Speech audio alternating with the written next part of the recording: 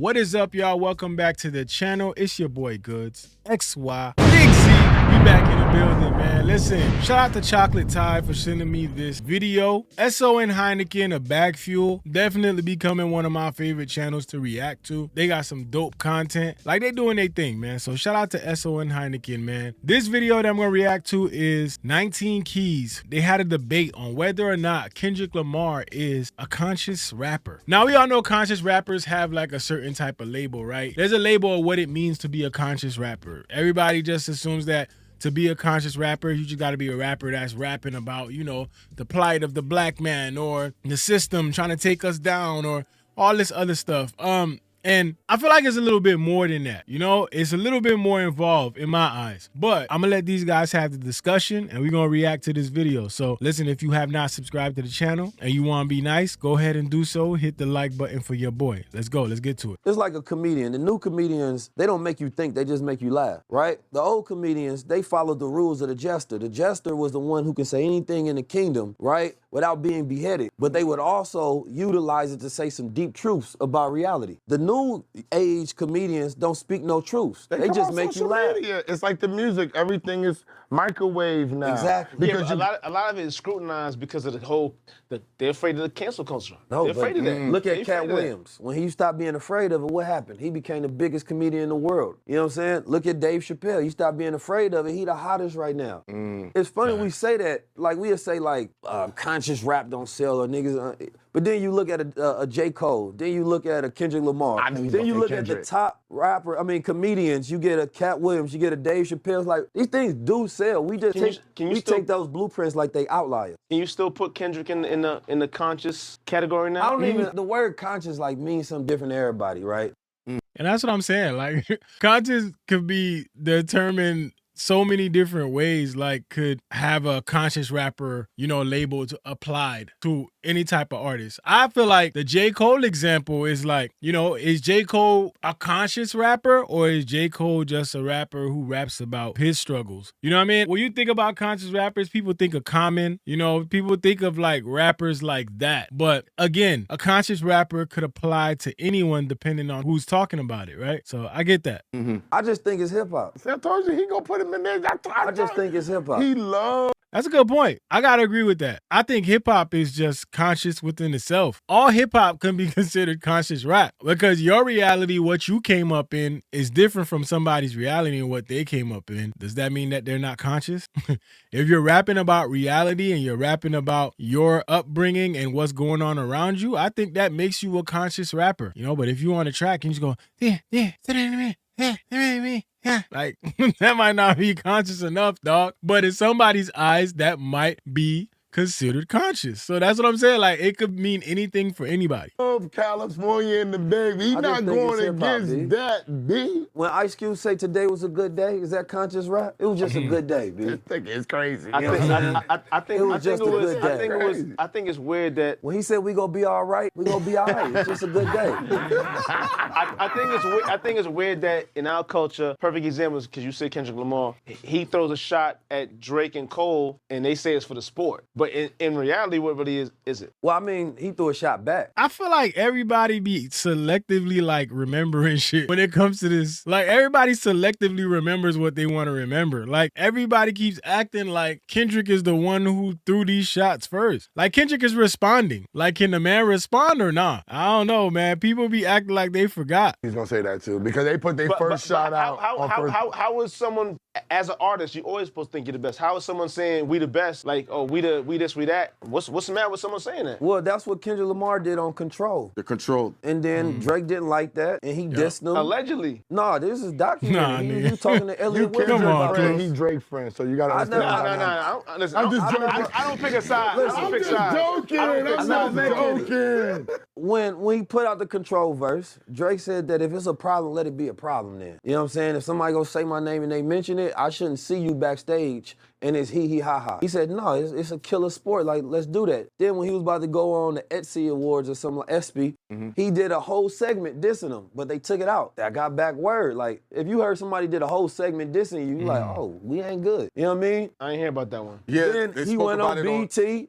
Kendrick Lamar rapped in a cypher, say he tucking the soft pajama rapper back in his clothes or whatever. It's like a long history of these. So Drake with the ESPYs, he had a whole segment dissing Kendrick, and they took it out. Or like he just sunning them. He just kept talking trash about Kendrick. They got the video somewhere, so I wish they just let the shit go because it's out there, but they probably burned them like the Spygate tapes or some shit like. But it's out there. He was saying basically him, Kendrick here, stop comparing me to the guy. So he's hosting the ESPYs and he's flexing. Interview over, 10, 15 minutes, I don't know. 12 o'clock comes. You can see everybody moving different in the studio, whatever. 12:15, producers call us up. That interview you guys did with Drake, was anything bad, wrong? What was that about? And I was like, he went in on his rival. He went in on Kendrick. And I'm from Compton, so I'm like, he went on my guy, right? So I'm laughing. 12:30, 12:45, another meet. Yeah, Drake's people called and said, we shouldn't air that. Are you guys sure everything was fine? I was like, everything's good. 1 o'clock, they was like, we're not airing the interview. And I was like, what? So we talked to him, and we like, can we talk to who you're talking to? And they were like, yeah, but I don't think they're gonna be convinced. And then whoever we talked to upstairs above our producers, this was a combo. Drake just called again. He said, if we air that interview, he's not hosting the ESPYs. That's crazy. These two going back and forth. You feel me? So I like to look at the context. But then I saw the video of Kendrick Lamar bigging up Drake, thanking him for taking him on tour. And This taking them on tour shit is so annoying. I feel like every time somebody gets the opportunity, they gotta mention how Drake took him on tour. Bro, Drake took him on tour. Okay. What else you got, man? Things change. Nah. Right, You're not supposed to bite the hand that helps you feed you. Well, help you feed you, but it's not the one that just fed you. You know what I'm saying? There's a lot of people that paid you, but that don't mean you loyal to each person. Listen, if my man right here, if he takes me, pulls and pulls me up, I'm never gonna shit on him. Unless he shits on you and you like, damn, what was that about? Who he's from California, you don't understand. No, I'm just he's listening. not going against Kendrick. What don't you understand? Yeah, I'm sure that there is opportunity for us to make amends, right? I believe in that. I believe in conflict resolution. Right? Oh, there's also the sport aspect. Y'all mentioned my name in it. Well, shoot, I'm gonna throw shots back at y'all. You feel me? Then you disrespect my family. Damn, I guess I gotta disrespect you in however manner possible that I can kill you. Facts. Right? Whatever Then way. it goes there. I think people forget the fact that Drake took it there first. You know what I mean? With the wife thing? Yeah, you disrespect my wife, you disrespect my children, you disrespect my family. Like, there's no more holds bar at the. And that's why I always looked at this thing like, bro, like you disrespected that man's wife and his kids. Ain't no going back from that. What we going back to? What the hell we going back to? Ain't no going back from that, bro. That's why I always looked at that like, I don't understand how people think like this could have went any other way. We let the hyenas loose. Now you getting diabolical with me. We could have just kept this on wax. Right. So I just look at the whole thing. I like Drake. I listen to a lot of Drake stuff. You feel me? But the reality of it is, I just think that I just think that Kendrick Lamar is a better king of hip hop and what the essence of hip hop is than Drake. Why you say that? Because Drake makes popular music that's more commercial. It's not represent the essence of Black America. You know what I'm saying? So Kendrick Lamar represents the essence of Black America, right? The spirit of what we going through right now. What we going through a revolution right now. His music is in alignment with that, right? It speaks on the current topics and the trends of it. Drake doesn't address none of it at all. That's crazy. That's an important thing. When you really think about it, Drake don't address shit at all when it comes to that. He really don't. That's very interesting. Stewart of hip hop, Jay-Z would address it. You know what I'm saying? Everybody that's ever been at the top, Pop, Big, everybody is going to address what's going on in the world. Drake is the only rapper who's held that position and who stays silent on everything. But he's more of a pop. Exactly. So let that be pop then. Yo, Clue, man. Don't make me do it to you, dog. Don't make me do it to you. Yo, you got one more time, Clue. Yo, I'm going to let you slide. You got one more time. I think it's fine you having a position. You feel me? I just think that when people say, well, you're the king of hip hop or rap, then it's going to make other people say, well, wait a minute. We don't think this represents us right now. So then you get a song not like us. You feel me? So I think it was a natural thing that was going to happen because when you've been around the world, the way they view us is based on whatever content that they have that they know about us from, right? They seen Obama, they say, okay, Black people presidential out there. But that's only like the 1% of what they view us from. Every TV just shows us as niggas. That's a whole bar right there, bro.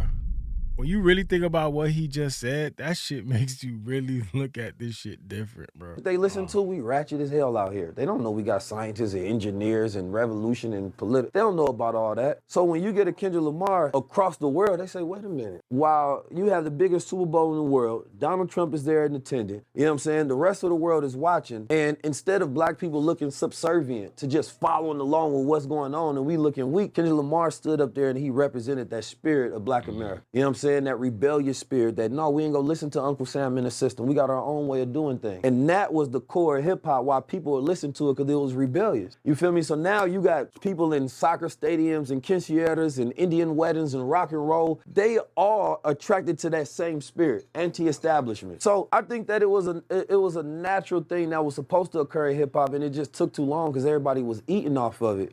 So instead of a rapper saying what he really feel on a track, I'm gonna say what get me paid. What do you think about, because a lot of people were saying, like, you know, speaking of the Super Bowl with Kendrick, that he shouldn't have addressed the whole Drake thing. He should have made it more about him, so that's like the biggest platform. Why would you bring somebody else into your time to shine? I think it was strategy. First of all, he knew that people want it. You got to give the people what they want. Then you give people what they don't expect. It was still going to be about him regardless because he's the one on stage. We think about things from like a cultural standpoint of how we view it. When you somewhere in Mexico listening to that, you don't know the politics. You don't know nothing about Drake. You just heard Not Like Us and the other songs and you about to go listen to them. So for them, it's all about Kendrick. That don't make them to go listen to Drake's catalog. I think we context so much in our silos of how we view the world, but then that was a global stage. Indians don't know anything about the beef. They wasn't in that. They just know Kendrick Lamar was up there dancing. I want to dance like that and listen to that as well. So they go stream the records that he owned and have masters of. So he took an opportunity, I believe, also from a capitalistic standpoint of how do I take this record and make it the biggest one on earth? You know what I mean? And have this aftershock effect after it's already went up.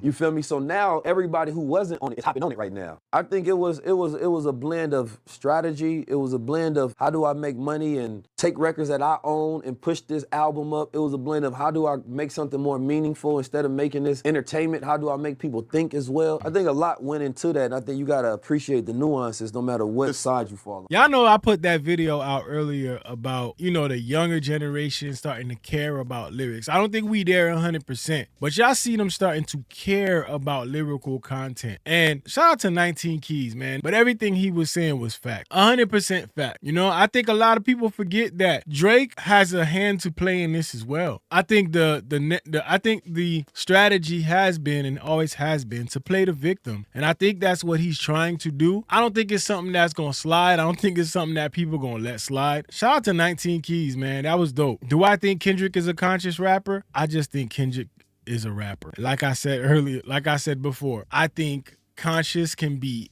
anything you deem as conscious. I think conscious rap is whatever you bring into from your reality, from your conscious state, whatever you can do to bring that into the music that you're putting out there in the world that people can comprehend. That's what it is to me. Y'all let me know how y'all feel about that video. How do y'all feel about Kendrick being labeled a conscious rapper? How do y'all feel about the beef and Drake playing the victim? Let me know in the comment section, man. Listen, if you have not subscribed to the channel, make sure you hit that subscribe button. Violate that like button for your boy, Goods. BigZoeTV. Let's go.